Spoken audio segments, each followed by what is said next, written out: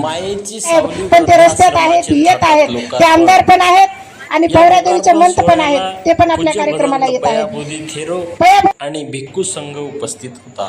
यावेळी आमदार बालाजी कल्याणकर, सुखदेवदादा चिखलीकर, माधवदादा जमदाडे, नगरसेवक सदाशिव पुरी, नगरसेविका मिनल गजानन पाटील, गणेश हातीआंबिरे पालमकर, नांदेडची भूषण धाडशी माय गयामाय कोकरे, शाहीर गौतम पवार, नगरसेवक संदीप सिंग गाडीवाले, गायिका निशाताई धुंगडे यांच्यासह परिसरातील आबालवृद्ध मोठ्या संख्येने उपस्थित होते। या सोहळ्याचे आयोजक सौभाग्यवती वैशालीताई हिंगोले, अध्यक्ष सत्यशोधक सेवाभावी संस्था नांदेड, तसेच प्रकाशक रुपेश गुंजरगे मित्रमंडळ नांदेड। हा कार्यक्रम यशस्वी करण्यासाठी सौभाग्यवती कौशल्याताई निर्मी, मनीषा गायकवाड, दीक्षा जमदाडे, सुचेसिनी सावंत, वंदना कांबळे, प्राजक्ता साखरे, बीबी हिंगोले, ज्ञानेश्वर राठोड, श्रीराम चव्हाण। नुसतं मंगल नाही तर महामंगल सामावलेलं आहे। मग आई वडिलांची का शुश्रूषा सेवा करायची असते? बुद्ध एका ठिकाणावर म्हणतात, आईला एका खांद्यावर बसवलं, वडिलांना एका खांद्यावर बसवलं, किंवा त्यांनी आपल्या अंगावर मलमूत्र जरी केलं किंवा आयुष्यभर आपण त्यांचे हातपाय दाबून शुश्रूषा सेवा जरी केली किंवा कितीही सुगंधित उठण्यानी आपण आपल्या जन्म दिलेल्या माता पित्यांना नाहू घातलं किंवा आयुष्यभर त्यांचे हातपाय दाबून सेवा जरी केली तरी जन्म देणाऱ्या माता पितांच्या उपकारातून कोणीही मुक्त होऊ शकत नाही। परंतु आज म्हणजे जे सद्विचार आहेत, मायेची सावली वृद्धाश्रमाच्या माध्यमातून आमची भगिनी वैशालीताई इंगोले यांनी एक नांदेडमध्ये आगळा वेगळा समाजसेवेचं व्रत घेतलेलं आहे। या वृद्धाश्रमाचं आज रीतसर उद्घाटन झालं। या उद्घाटन प्रसंगी वंदनीय भंते पह्याबोधीजी थेरो या भागाचे आमदार श्री बालाजीराव कल्याणकर व विविध पक्ष संघटनांतील मान्यवर या ठिकाणी उपस्थित होते। सध्या एकल परिवार होत चाललेला आहे। परिवार दिवसेंदिवस लहान लहान होत जात असून आपल्या आईवडिलाकडे लक्ष द्यायला कुणालाही वेळ नाही। ही बाब कदाचित वैशालीताईच्या लक्षात आली असेल आणि त्यामुळेच त्यांनी या वृद्धाश्रमाची या ठिकाणी निर्मिती केलेली आहे। त्यांनी घेतलेला वसा खूप खरतड आहे, यामध्ये खूप काम करावं लागणार आहे। खूप चांगल्या वाईट गोष्टीचे अनुभव त्यांना भविष्यामध्ये येणार आहेत, परंतु या सर्वांमधून वाटचाल करत आमची भगिनी यशस्वी हो अशी मी तथागताच्या चरणी प्रार्थना करतो। वैशालीताई इंगोले असतील, गुलाब इंगोले व सर्व इंगोले परिवाराला मी हार्दिक शुभेच्छा देतो। जय भीम। माईची सावली वृद्धाश्रम यांचं उद्घाटन झालेलं आहे। त्यानिमित्ताने आमच्या आयोजक वैशालीताई इंगोले आमच्या मतदारसंघातल्या ताई एकबेरेच्या आहेत आणि खूप चांगली गोष्ट आहे। आज या ठिकाणी वृद्धाश्रम जे उभारलेलं आहे, माईची सावली म्हणजे माईतून निर्माण झालेली आमची वैशालीताई आहे। आणि जे आई वडिलासारखं आपण आई वडिलाची सेवा करतो तसं आमचे वैशालीताई जिथे येणारे जे वर्ग आहेत, ज्येष्ठ मंडळी आहेत, त्यांची 100% सेवा करतील, चांगली सेवा करतील। या निमित्ताने सांगतो, आज जे कार्यक्रम त्यांच्या निमित्ताने उपक्रम जे आज चांगला आयोजित केलेला आहे, खूप चांगला उपक्रम आहे। आणि असा कोणाच्या हाती सेवा घडत नाही, ज्याच्या हाती पुण्य असते त्याच्या हातीच सेवा घडत असते। त्याच्यामुळे आमच्या वैशालीताई पुण्यवान आहेत, त्या निमित्ताने त्यांच्या हाती सेवा घडणारी आहे। आणि 100% वैशालीताई आमच्या इंगोले ताईच्या पाठीशी आम्ही 100% पाठीशी आहे। याला जे अडचणी असतील या वृद्धाश्रमला आम्ही तुमची 100% मदत करू या निमित्ताने सांगतो। आणि आज जे कार्यक्रम आयोजित केलेला आहे, सर्व या भागाची सर्व ज्येष्ठ मंडळी आहेत, माता भगिनी आहेत, शुभेच्छा देण्यासाठी या निमित्ताने माझ्याकडून शुभेच्छा देतो, माझ्या मतदारसंघाकडून शुभेच्छा देतो। जय हिंद, जय महाराज, जय भीम। दोन शब्द जय भीम। आश्रम इंगोलेताईने खोलले, पण माझी अशी इच्छा आहे की यापर्यंत कोणी बी माणूस येऊ नये, सरळ सरळ त्याचे लेखाने त्याचे पोषण पालन करून इथपर्यंत यायची गरज पडणार नाही, हे यात जास्त लक्ष ठेवावं। वैशालीताईला जो बी सोयी सुविधा लागेल माझ्यातर्फे महापालिकेतर्फे जो बी लागेल पूर्ण सहकार्य करेल।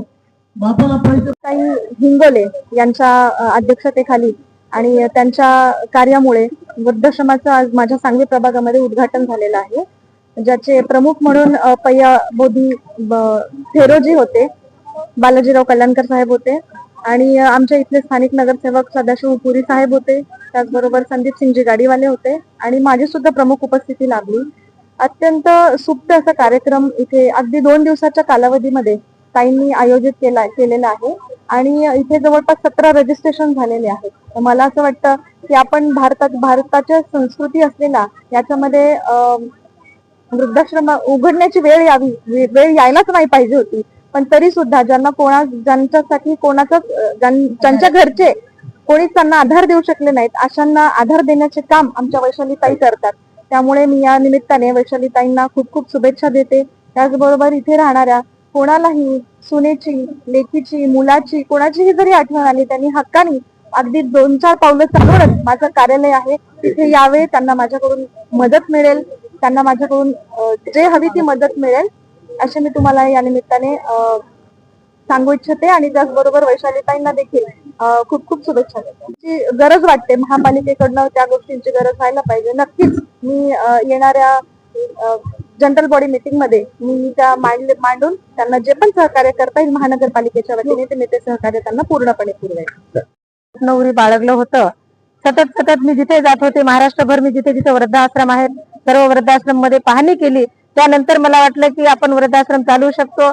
मग मी वृद्धाश्रमाचं आपल्या नांदेडमध्ये काही ठिकाणी, कारण माझी परिस्थिती नाजूक आहे, मी एक सर्वसाधारण कार्यकर्ता आहे, पण माझं स्वप्न आहे शिंदेताई सत्पाळकर जशा शेकडो मुलांच्या आई झाल्या तसं शेकडो आई वडिलांची मुलगी होणं हे माझं एक स्वप्न आहे. म्हणून ते स्वप्न उरी बाळगून मी आपल्या नांदेडमध्ये काम करण्यास सुरुवात केली. मी आपल्या नांदेडमधल्या माझ्या वार्डाचे 4 नगरसेवक, आपले आमदार, खासदार सर्वांच्या भेटी घेतल्या आणि सर्वांनी आम्हाला आपल्या वृद्धाश्रमासाठी शुभेच्छा दिल्या, वेळ दिला आणि सर्वांच्या उपस्थितीमध्ये आपण आपल्या वृद्धाश्रमाचं उद्घाटन केलं आणि सर्वांनी सर्वांनी मदत केली.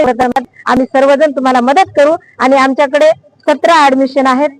माझं 50 लोकांचं आम्ही एक असं टार्गेट केलेलं आहे. आम्ही 50 वृद्ध आई वडिलांना सांभाळणार आहोत. आता आमच्याकडे 17 आहेत. राहिलेले शिल्लक तुम्हाला जिथे कुठे जे कोणी निराधार आई वडील भेटतील त्या निराधार आई वडिलांना आपल्या नांदेड जिल्ह्यातील किंवा आजूबाजूच्या जिल्ह्यातील ज्या लोकांना वाटते त्यांचे वाढदिवस व इतर कोणतेही कार्यक्रम साजरे करायचे असतील तर आम्ही त्यांच्यासाठी इथे एक व्यासपीठ तयार केलेलं आहे. त्या माध्यमातून आम्हालाही मदत होईल आणि तुमचे सर्व कार्यक्रम साजरे होतील एवढं मी सांगेन. साहेब येणार होते, आलेही होते, पण साहेबांना बहुतेक दिल्ली काही महत्वाचा दौरा असा त्यांनी मला सांगितलं आणि शब्दात साहेबांनी मला विमानतळ येथे गेलो असता भेटले आणि सांगितलं मला यायला जरी वेळ नाही भेटत असेल तर मी तुला माझ्याकडून शुभेच्छा देतो. वृद्धाश्रम चालवताना पुढे काही अडचणी आल्या तर मी सोबत आहे, कुठे सहकार्य लागलं तर आम्हाला सांगा. ते आमच्या पक्षाचे नेते आहेत, आमचे नेते आहेत आणि ते आम्हाला मदत करणार आहेत असा त्यांनी शब्द दिला. कारण मी 3 वर्षापासून माझ्या मनात जे स्वप्न बाळगत फिरत होते, माझ्या स्वप्नांची बाग सजवणारी माझ्या स्वप्नांची बाग सजवणारी म्हणजे आपल्या महाराष्ट्राच्या सुप्रसिद्ध गायिका निशाताई धोंगडे.